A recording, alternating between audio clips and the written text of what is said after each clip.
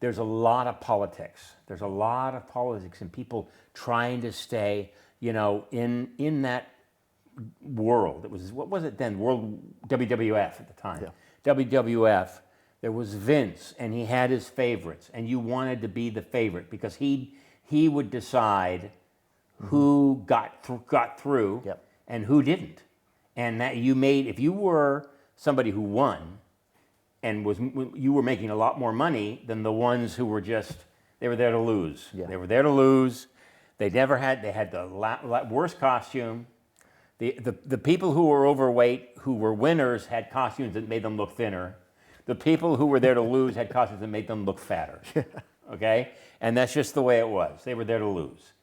And so the sort of jockeying for position was kind of amazing, hearing them talk off to the side, because all these wrestlers came in, and most of them are still alive, I think. Yeah, which is shocking. I only interviewed one of them a couple of weeks ago, which was Bill Eadie, who was Axe and Demolition, very, very long-standing wrestler.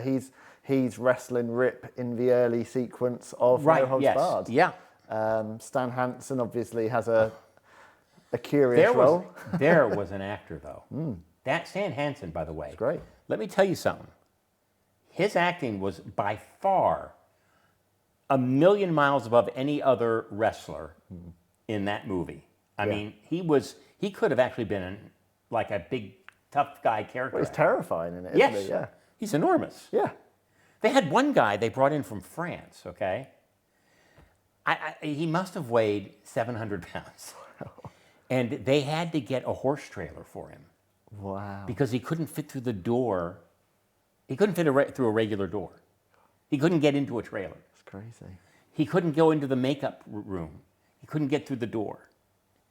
Enormous. And he would sit on the edge of this horse trailer all day. I mean, I didn't even, it was like I was on some kind of weird cruise, you know? It was just weird. This was your kind of introduction to the world of professional wrestling. I didn't know what I was doing, who I was with, you know.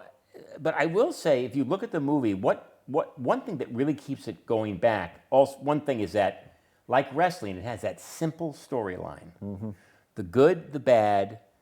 Hulk, you root for him because he's Hulk Hogan, but it's hard to root for that character because that character is a little stiff. He's a little stiff. Yeah.